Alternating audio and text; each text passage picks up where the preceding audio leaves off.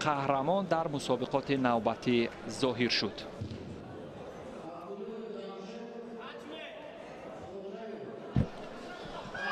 دوستان عزیز، برمیگردیم به ادامه گزارش خیش از جریان رقابت‌های روز اول مسابقات جودوی نورسان بین سال‌های 2001 و 2006.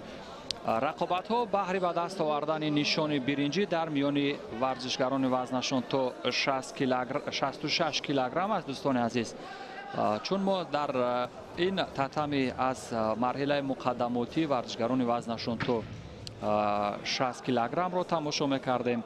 فعلا عبدالشکورов سرور با لباس‌های سفید است. او در برابر اولیموف قرار دارد.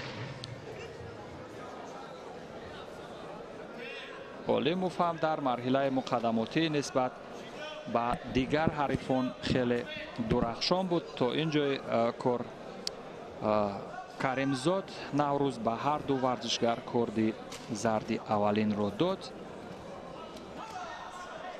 و این پرتاب چی بود؟ چیزی نیست. نوروز کریمزاد اشاره میکند چیزی نیست و رقابت ادامه می‌یابد. برای به دست آوردن نشان برنجی اول کوشش میکنند در وزن تا 66 کیلوگرم.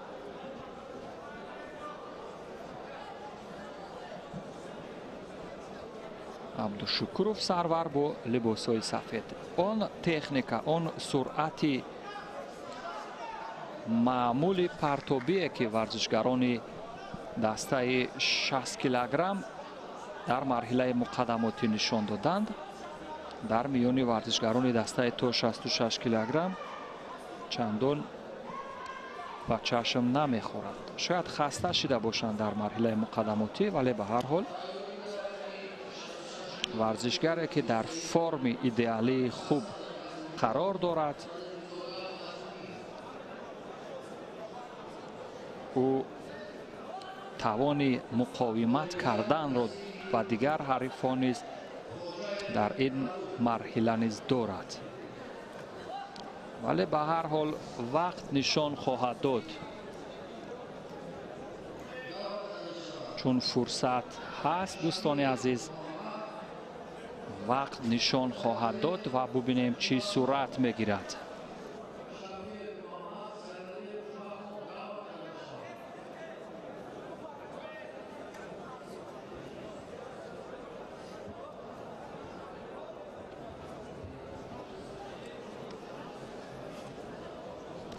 یک و نیم دقیقه دیگر تا انجام وقت اساسی در میان عبدالشکورov سرور و اولیموف.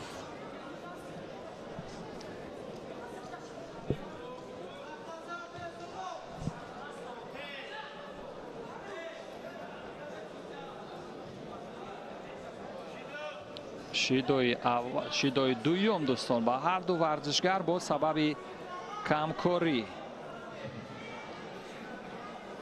دوشیدایی هر دو هم با یک دلیل دارند. با دلیل آنه که کار نکردن در مقابل همدیگر یا اکتیو نبودن، با اصطلاح یا همان فعال خود را نشان ندادند. به همین ترتیب ببینید روش های معمولی پرتاب یا اصول های ضربه آیی چندان استفاده نمی شوند. یک زل قپیده ایستادن، عمل را اجرا نکردن، این نیز چندان موافق مطلب نیست.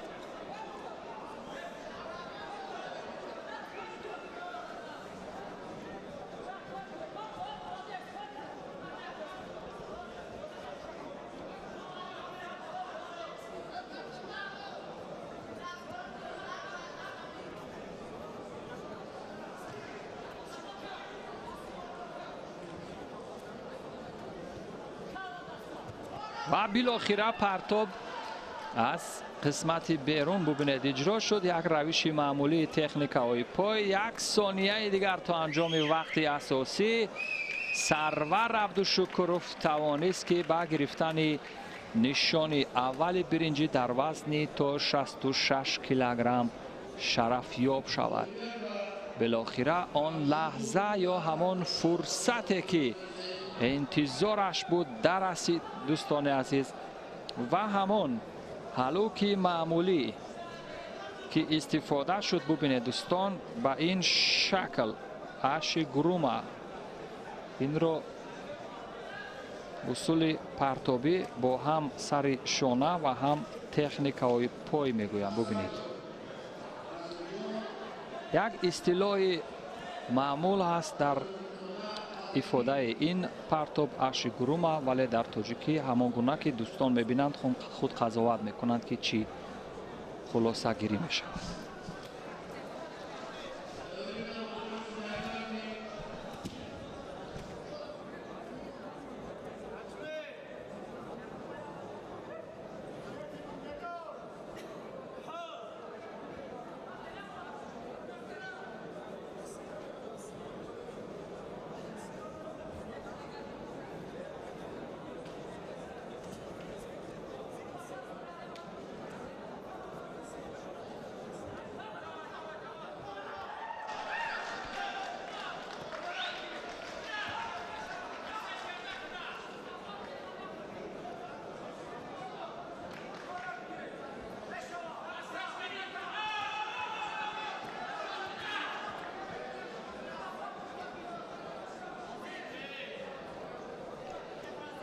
رقابت نوبتی در میان ورزشگران دسته تو 66 کیلوگرم دوستان برای به دست آوردن نشان دوم برنجی میان صدرالدین زاده فضل‌الدین از دسته دوشنبه در مقابل اسدوف است.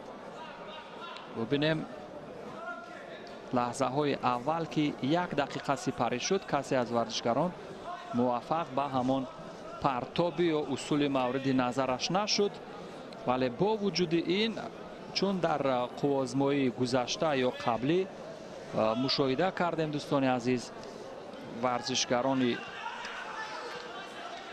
با استعداد در همان ثانیه های پایانی نیز اصول های مورد نظر یا اصول دوست داشته خود را استفاده میکنند همانطور که در قوازمایی قبلی شده گذشت.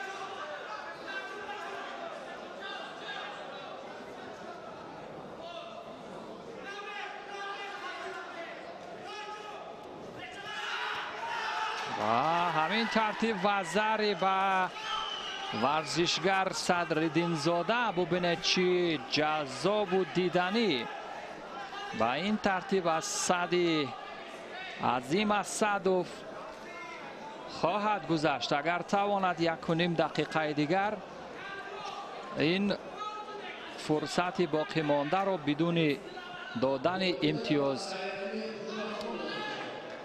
سپری کند.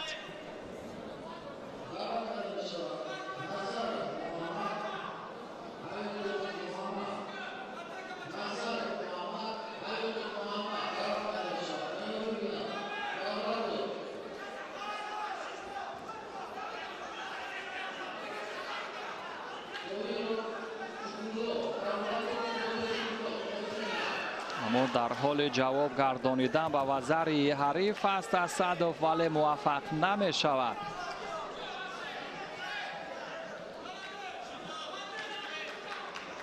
شیدو با سبب کمکاری با اسدوف.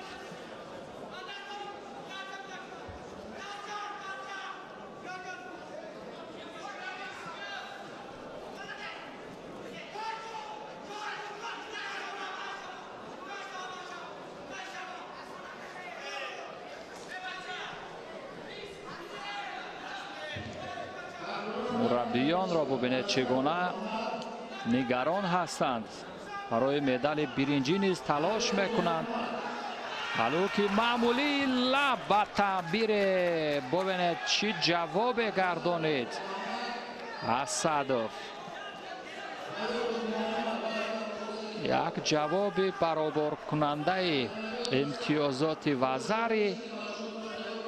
به همین ترتیب احتمال دارد به گلدن اسکور رویم، وگرنه در مدت همین ثانیه های پایانی با این گونه و وزری عوضات ایپان داور مرکز میگوید. ولی نوارهای تدریجی را دیده و خلاصه خواهیم کرد. داوران نیز اینجا ادعا دارند، قبول میکنند، نه ادعا بلکه یک دلانه طرفگیری کردند. نوارهای سوز کرده شده را ببینیم دوستان.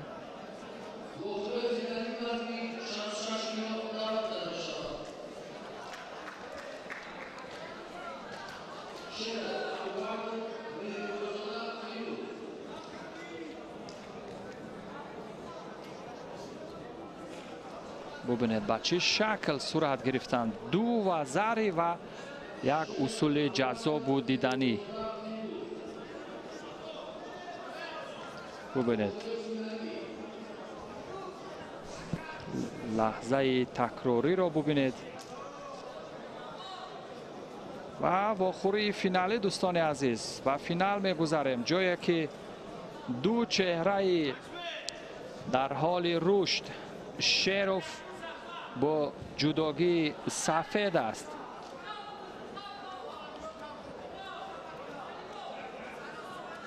و حریف او باشد ملی بویزاده فیروز با جداگی کبود. فینال و تلاش برای به دست آوردن نشانی طلا.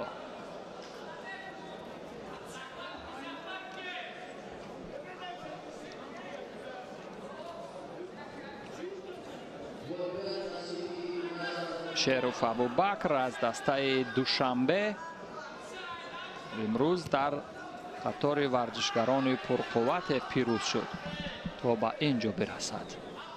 فینال رقابت ها، جایی که استعدادهای آینده جودوی تاجیک روی هم هستند.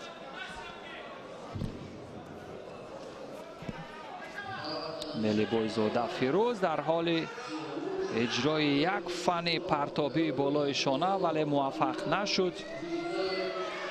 با تومای نگه و فندی خواب گذشت شیروف.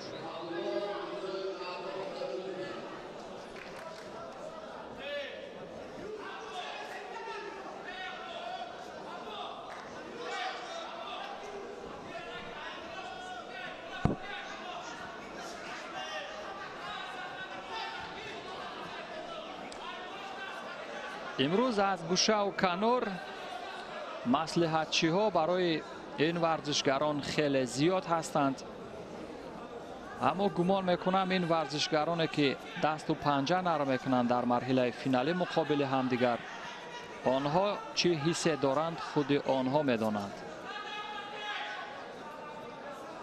یعنی در همین حاله که ببینید فند تامای نگه را استفاده کرد شیروف ابوبکر، کسی از مربیان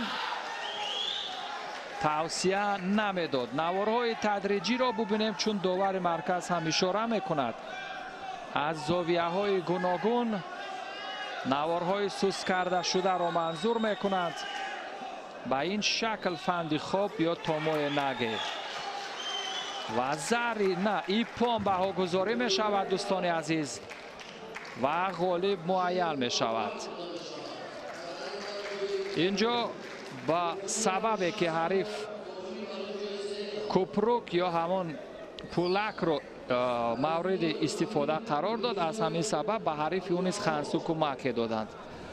به همین ترتیب شریف ابوبکر پیروز شد. در وزن 66 کیلوگرم مبارکش بود.